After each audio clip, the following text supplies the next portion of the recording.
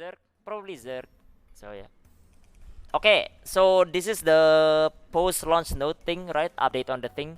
Honestly, like everything stays the same. Nothing is different at all. So it's just like my video about like the launch tip, right? Everything is basically the same. You still do everything. The difference is once you go to level 50, you get power pass now, right? So you get power pass basically, and you can use it on like two characters, two power pass, and that could change. That will change like how some things work basically for to begin with. So with the power pass, right? So there are like multiple ways on like how to tackle it. So it depends on like how the power pass actually work. The way like this power pass work is like it could be like the beta where you need to be 340 item level, which means you need to clear you still do Shoeshire first, right? I would use estate and knowledge transfer like the usual, and then go to Shoeshire, finish it, get the gear, go to the islands, upgrade to 340, and use the power pass. Basically, you wanna use this power pass as soon as possible, as long as you know what your alt's gonna be. By the way, so yeah, then the knowledge transfer going as well.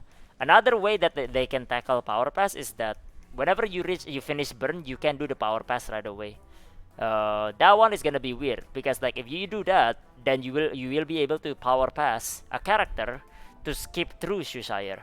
So like let's say like you have like a character at 275 eye level, finish burn, use the power pass on like your supposed to be main later, and they become 302 item level, and then you can like instantly run like instantly finish Shoeshire, skip Shoeshire, and then like run islands right away. That would cut down the time, shave off the time by like 1.5 hours. At the same time, it would also cut down the materials because you get materials from doing Shoeshire as well.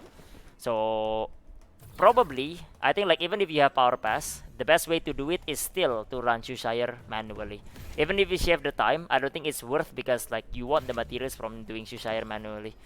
So probably depending on like how it goes, or like how this power pass work right here, I would my recommendation is still like level your main, run the Shoeshire on your main, and then just power pass like later and all to basically just funnel you character. So yeah, yeah, it's a one main, two power pass, and one uh like a one knowledge transfer, and then you get like a day one four character right away basically, and you can work with that ASAP. And that's basically like one of like the fastest way to do it. That's assuming you know your alts as well, by the way. So yeah, the rest still stays the same. That's like the main difference of the power pass and how it would affect it. Again, we don't know details here and there on how it will go. The way it works for power pass is also like whenever you use the first power pass, you can use a second power pass. Now the question is again, does it mean that like you need to be 340 first or not? Because in the beta, you're supposed to be 340. That's when you get the power pass.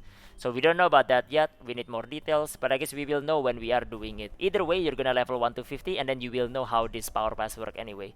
And then after that, you just like adjust based on that. Would still recommend do Shoeshire and level your main manually though, because of the materials itself from the Shoeshire. So yeah, everything is the same. Nothing is that different after that. Estate knowledge transfer is still the same as well. The only reason why you wouldn't knowledge transfer, or you would say power pass, is probably because like you have more than three or four character, which is classes that is not out yet. And like in the interview with like director Kang Sunim earlier, it seems like it's gonna take a while for classes. So I'm not expecting any classes. I feel like you're kind of like stuck with like the 15 class to begin with, to be honest. So yeah. So that's basically how the power pass and like what the launch node changes. There was a launch node changes like for about like full catch up to tier 3, but that was fake, by the way, for those people that are like thinking that you have full catch up. No, you do not have full catch up unless they just like, I don't know, surprise catch up here. But I mean like for now we don't know about that. So yeah, will you have time to do Shoeshire when you hit 50? It depends. If you're in west, yes. If you're in east, probably no. So if you're in east and you're about to hit reset, then you just do the chaos dungeon before. So yeah, and then for like EU, you can't meet the daily reset anyway, so you just go ahead. So yeah, that's basically what it is. Uh, yeah, basically the rest stays the same right here. Estate and noise transfer, islands and materials. That's basically the same thing. Whichever is your main, you wanna do this and funnel it over there. And then move on to like the dailies, weeklies, and everything. So Una quest here, for example, I mean like I explained all of this. Everything stays the same. But I get like a lot of question about Una quest and everything with the Bifrost as well, right? So I'll explain this now as well. Basically, what Una quest, right? There shouldn't really be a guide on what it is, except for like maybe like telling you how to do the Una quest. You do Una quest based on like what you need. Like for example, like let's say you need like leap stones, right? Then find the Una quest that gives you a leap stone and then do that so you can get the leap stones. If you need silver, then you do the silver. If you need like frax, like harmony frax, then you do the harmony frax one. So you shouldn't like blindly follow like someone that tells you to do this. It just depends on what you need. So you gotta check like what you need later on as well. So yeah, in terms of like the Bifrost is pretty simple on how it works, to be honest. Like this is the extra slot that you get if you have crystalline aura as well. You get like should be 2 extra slot in NAU, right? It's 2 in KR. Basically, what you do with Una quest is that so you pick a spot, right? So I'm in like this I'm doing the silver Epona right now here. So I want silver, right? So I take the silver one basically, and this basically goes to the spot, right? So what you do is you open the Bifrost. This is the Bifrost one, the icon, right? You save a spot here, right? And that's basically how it is, the animation. And you save a spot. Basically, every time you wanna like now you save a spot everywhere in open world, you can teleport to like that spot at the cost of like 1,000 silver, basically. So yeah, and I'll just show you like how it works real quick, right? So I'm doing the low pang right now. Are multiple account important early or 6 odds plenty for gold farm? Plenty probably for like 1 character to main. So yeah, if you wanna push like multiple character, maybe you want more, but 6 is plenty for 1 character. So yeah, and this is like Una quest right here. So that's like the silver, and we're going to the next one. So this is it. I have like the spot already saved on the Bifrost, so I just go over there now. But you know what you need because you're still a newbie. You will know what you need because you will see that like when you're upgrading what you are missing. So yeah, and you just like go to the Una task. This you can do basically everywhere, and that's the Una task done basically. One of it at the very least. You can do 3, right? So just Bifrost on like all of it. If you have like the crystalline aura, so you would have this slot as well. So you have like some extra slot that you can work on, and that's basically what it is right there. So that's the rest, the power pass, the life, everything. Estate knowledge transfer. Knowledge transfer is still worth doing, by the way. It's still worth doing. Even if you have like 2 power pass, knowledge transfer just means you still get an extra character anyway. So yeah, and that's basically what it is right there.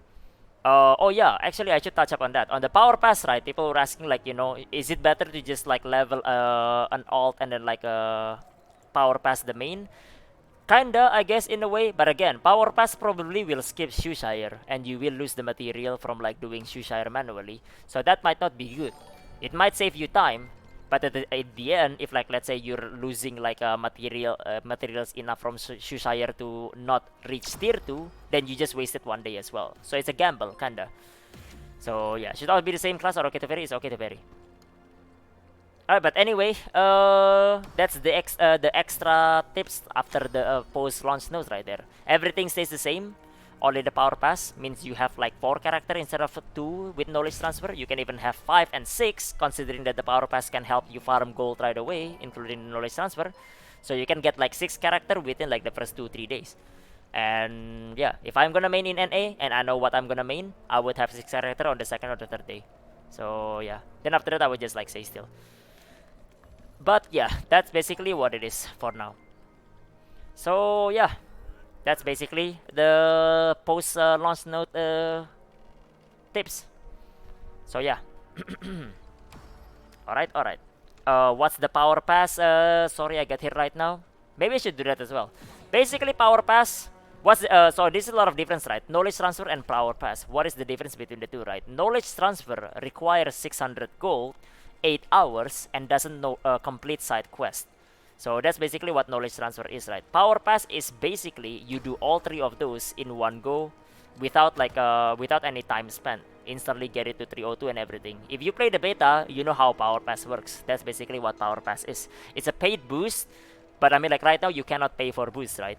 So they just give it to you through like through playing the game. So yeah, and that's what I mean by like the game gives you all for free. Because I say that every time, right? The game gives you all for free. You really don't need to make alts. This is why. So now you understand. It's not 600 gold always, only the burn one. Well, that's basically what it is right there. So yeah, 600 gold is expensive for newbie. You know that like a character at 340 eye level can farm like 160 gold, right? So if you have 4 character, you already have like about that gold already, which you should get right away. So I don't know, man. With this power pass, 600 gold is just literally dropped in value because you can get 600 gold on the second day. So yeah. And that's what it is right there. Henzu, thank you for the prime sub, man. Thank you, dude. Appreciate it, man. Thank you, thank you, thank you. Thanks for your support, man. Yep, that's basically what it is. If you power pass and does all yellow quests, do we get account-wide rewards from that? That are the RP stats. If you use power pass and that completes your side quest, yeah, you get all the RP stats, skill points, and everything. So you don't have to redo it again. You get the adventure book completion again. The only reason why you would do another side quest again, like let's say on your alt, is to get you the miscellaneous reward, like I don't know, adventure book items and stuff like that. That's the only reason, the only thing basically. So yeah. Does the power pass expire? It shouldn't expire. I think they advertise it as something that wouldn't expire. So yeah, that's basically what it is. How much gold does it cost to level alts? Depends. Knowledge transfer is 600 gold. So yeah. How many the sword characters starting with the day 2 dailies on alts and just focus on main? In the day 1 you would be like doing like all of the what's the name? The islands, right?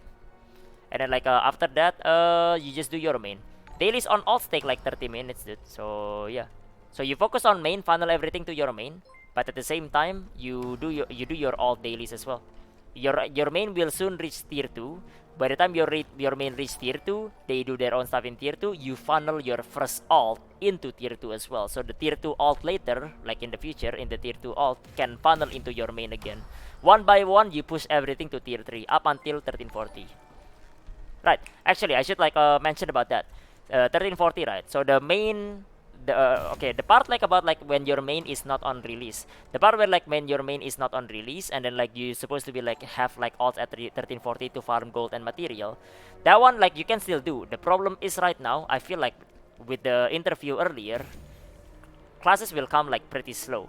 So I feel like you shouldn't expect to main like, I don't know, a scouter or a reaper. I don't think like you should expect that anymore.